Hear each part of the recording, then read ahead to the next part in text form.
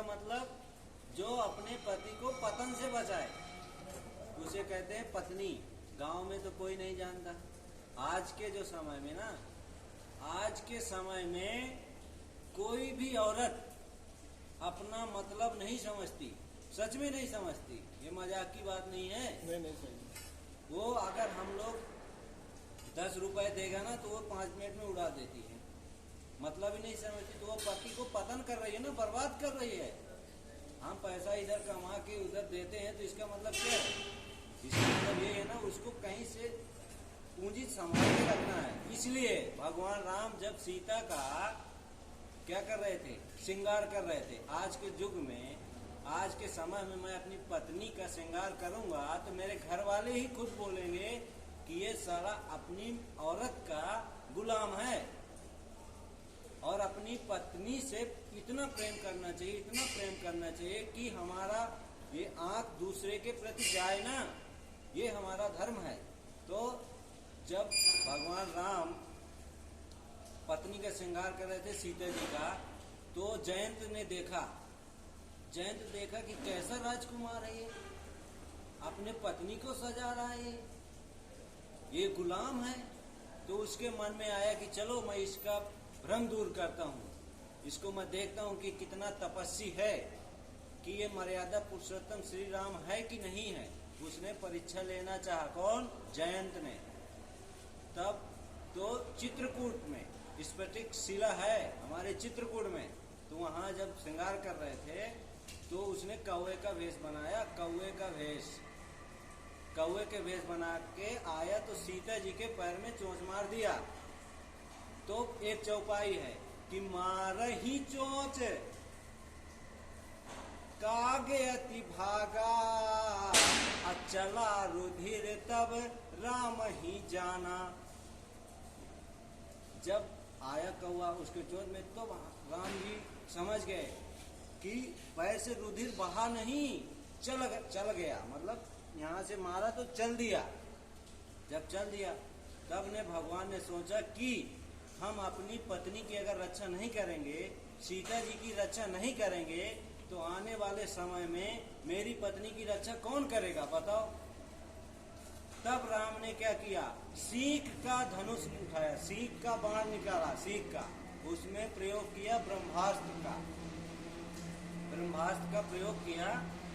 तो ब्रह्मास्त्र का प्रयोग करके मार दिया। तो जयंत ने क्या किया, सब देवताओं के पास गया, पूरे देवताओं के पास गया। तो सबको बोल रहा है मुझे श्री राम से बचाओ। तो कोई उसको शरण नहीं दिया। तब बीच में कौन मिले? नारद जी मिल गए। अब नारद जी को दया आ गई कि अब तो ये मारा जाएगा, इसने बहुत बड़ी गलती की, इसने सीता जी का अपमान कर दिया, ये तो बहुत बड़ा अनर्थ हो जाएगा। अगर राम जी अगर उसके ऊपर बाण नहीं चलाते तो मेरी पत्नी है, अगर मेरी पत्नी के साथ कोई गलत करेगा तो मुझे समझ नहीं आएगी कि मैं उससे बदला लूं कि ना लूं। ये कहने का तात्पर्य है। तब नारद जी बोला, फिर नारद जी के पास गया जयंत, तो बोला कि मुझे आप ही बचा लीजिए, कुछ तरकीब बताइए, कुछ उपाय बताइए कि मैं कैसे बचूं ये सीख के धनुष से। तब नारद जी बोला कि अरे मूर्ख, आपने खाली चोंच मारा, मैं तो सीता जी से ब्याह करना चाहता था। देखो नारद जी कितना चालू आदमी। उसने सोचा, ऐसा बोला कि वो भ्रमित हो जाए जयंत, उसका अंदर जो घमंड है वो टूट जाए। उसने बोला कि तुम तो सिर्फ चोंच मारे हो, मैं तो सीता जी से ब्याह करना चाहता था, शादी करना चाहता था। तब ने जयंत ने सोचा था यार मैं तो छोटा ही पाप किया हूँ, मैं तो खाली चोंच मारा हूँ, आप तो बहुत बड़े पापी हो। तो नारद जी बोला कि जब मैं शादी करना चाहता था तब मुझे राम जी माफ कर दिया, तो तुमको तो जरूर माफ कर देंगे। तो जयंत ने पूछा महाराज बताइए मैं कैसे अब जाऊं उनके पास। तब जयंत ने कहा, नारद जी ने कहा कि सुनो, उनके पास जाओ तो डेली हमेशा तो आप राम को भाई कहते हो, आज भाई मत कहना, अपना जीजा जी कहना।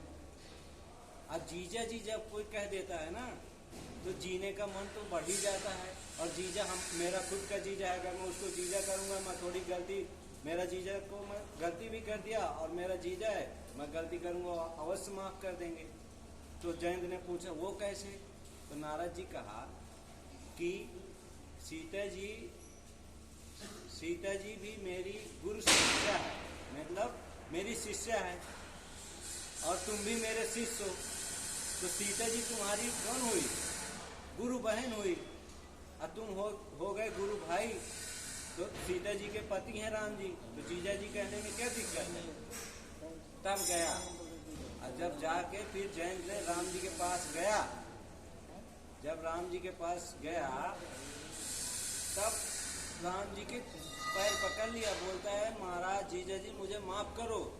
तब ने राम ने क्या किया? मुस्कुरा के माफ किया, मुस्कुरा दिया कि अब तो ये जीजा जी बोल दिया, चलो माफ कर दे। फिर भी ब्रह्मास्त्र का प्रयोग किया कि वो जो ब्रह्मास्त्र सीख के धनुष में किया, तो कौवे का जयंत ने भेष बनाया, तो एक आंख में ही धनुष मारा।